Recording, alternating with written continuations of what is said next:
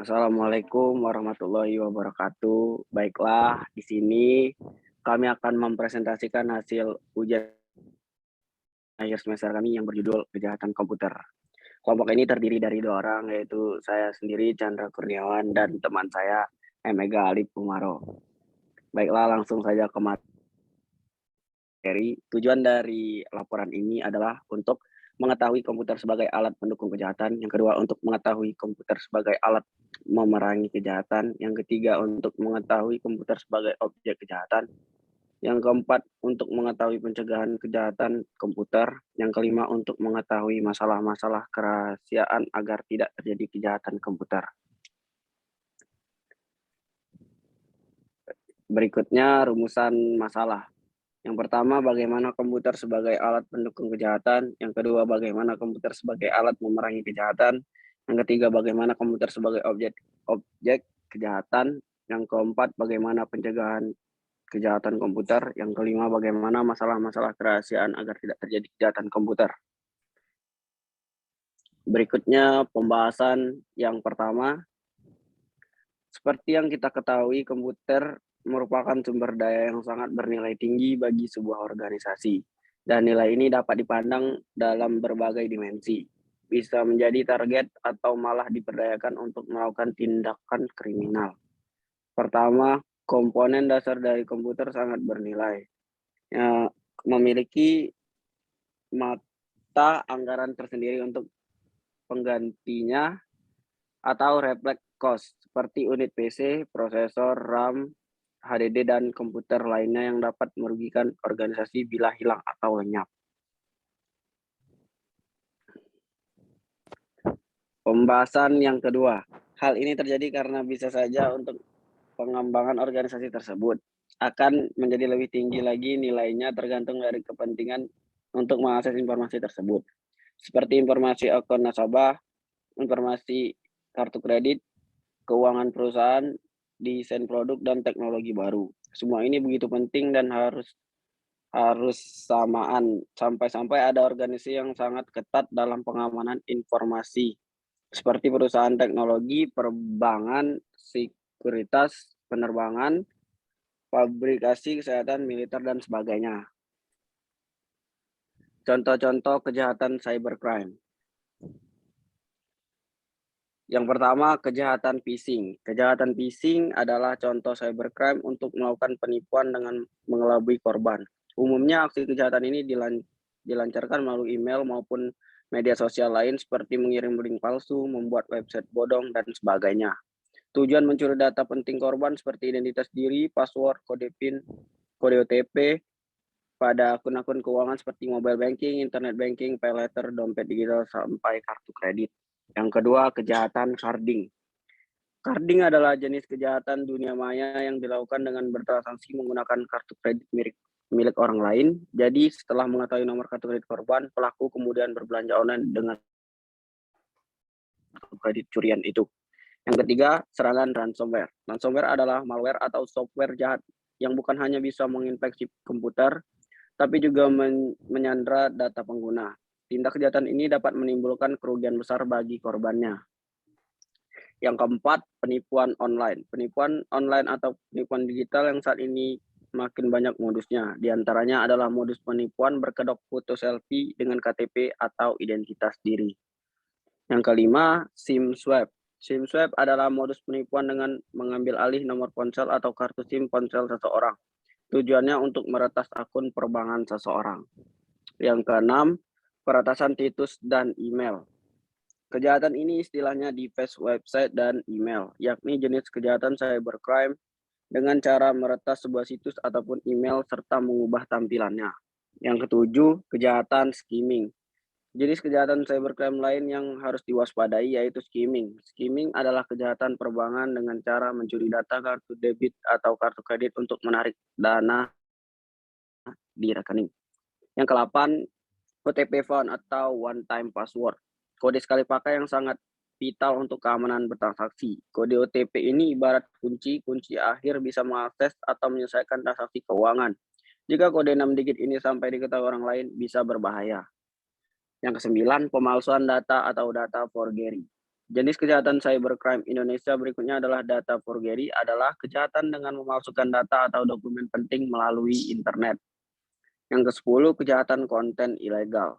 Divisi Hubungan Internasional Polri juga menyebutkan konten ilegal termasuk dalam jenis kejahatan cybercrime. Konten ilegal adalah kejahatan memasukkan data atau informasi yang tidak benar, tidak etis, melanggar hukum, atau mengganggu ketertiban umum. 11, teroris atau dunia maya atau cyber teroris. Cyber teroris adalah kejahatan yang mengganggu atau membuat kerusakan terhadap suatu data di jaringan komputer.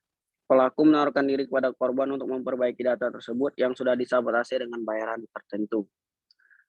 Yang ke-12, mata-mata atau cyber espionage. Jenis kejahatan cybercrime yang memanfaatkan jaringan internet untuk melakukan kegiatan mata-mata terhadap pihak lain dengan memasuki sistem jaringan komputer korban.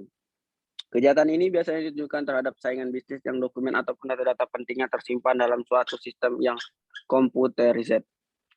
Yang ke-13, menjiplak situs orang lain. Kejahatan melanggar hak atas kekayaan intelektual atau haki orang lain di internet.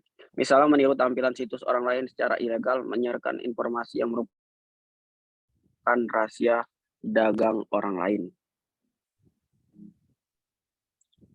Baiklah, ke tahap selanjutnya, faktor-faktor penyebab kejahatan kriminal akan dijelaskan oleh M. Ega Ali Kumaro. Baiklah, selanjutnya faktor-faktor penyebab kejahatan kriminal. Faktor-faktornya yang pertama yaitu akses internet yang tidak terbatas, dan yang kedua kelalaian penggunaan komputer.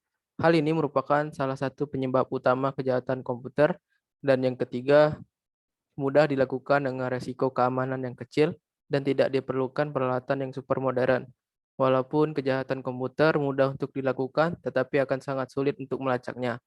Sehingga ini mendorong para pelaku kejahatan untuk terus melakukan hal ini. Yang keempat, para pelaku merupakan orang yang pada umumnya cerdas, mempunyai rasa ingin tahu yang besar, dan fanatik akan teknologi komputer. Pengetahuan pelaku kejahatan komputer tentang cara kerja sebuah komputer jauh di atas operator komputer. Yang kelima, sistem keamanan jaringan yang lemah, dan yang terakhir, kurangnya perhatian masyarakat. Masyarakat dan penegak hukum saat ini masih memberi perhatian yang sangat besar terhadap kejahatan konvensional. Pada kenyataannya, para pelaku kejahatan komputer masih terus melakukan aksi kejahatannya. Lanjut ke cara mencegah kejahatan cybercrime. Yang pertama yaitu jangan gunakan software bajakan. Yang kedua, jangan menyebarkan informasi pribadi. Yang ketiga, rajin mengganti kata sandi. Yang keempat, install software antivirus. Yang kelima, menggunakan data encryption. Yang keenam, selalu memiliki sifat waspada. Yang ketujuh, backup data secara rutin. Dan yang terakhir, gunakan fitur keamanan pada website. Hukum cybercrime. Hukum cybercrime di Indonesia sendiri diatur dalam Undang-Undang Transaksi Elektronik Nomor 8 Tahun 2011. Sebagaimana telah diubah menjadi Undang-Undang Nomor 19 Tahun 2016 UU ITE, khususnya pada pasal 27 sampai 30 mengenai perbuatan yang dilarang. Untuk lebih lanjut, aturan tentang hacking diatur dalam pasal 30 ayat 1, 2, dan 3 yang mengatakan bahwa dengan sengaja, tanpa hak, dan tanpa hak, atau melawan hukum mengakses dan atau sistem elektronik orang lain dengan cara apapun. Yang kedua, dengan sengaja dan tanpa hak atau melawan hukum mengakses komputer dan atau sistem orang lain dengan cara apapun untuk tujuan memperoleh informasi elektronik dan atau dokumen elektronik. Dan yang ketiga, dengan sengaja dan tanpa hak atau melawan hukum mengakses komputer dan atau sistem elektronik dengan tujuan melanggar, menerobos, melampaui, menjebol sistem pengaman. Untuk lebih lanjut, sanksi bagi yang melanggar ketentuan pasal 30 UU ITE diatur di dalam pasal 46 UU ITE yang berbunyi ayat 1, dipidana dengan pidana penjara paling lama 6 tahun atau denda paling banyak 600 juta rupiah. Ayat 2, dipidana dengan pidana penjara paling lama 7 tahun atau denda paling banyak 700 juta rupiah. Ayat ketiga, dipidana dengan pidana penjara paling lama 8 tahun atau denda paling banyak 800 juta rupiah. Masuk ke kesimpulan dan saran. Untuk kesimpulan dari presentasi kami ini yaitu yang pertama, mengetahui jenis-jenis kejahatan komputer yang marak terjadi, dan yang kedua, mengetahui cara mencegah kejahatan komputer agar terhindar dari macam-macam kejahatan komputer, dan yang terakhir, mengetahui landasan hukum tentang cybercrime yang berlaku di Indonesia. Untuk saran, yaitu bagi para pengguna dunia maya, diharapkan lebih berhati-hati dan bijak menggunakan internet guna mencegah kejahatan-kejahatan di dunia maya tersebut. Selanjutnya saya kembalikan ke moderator. Mungkin hanya itu yang dapat kami sampaikan pada ujian akhir semester ini. Lebih dan kurangnya kami mohon maaf. Wassalamualaikum warahmatullahi wabarakatuh.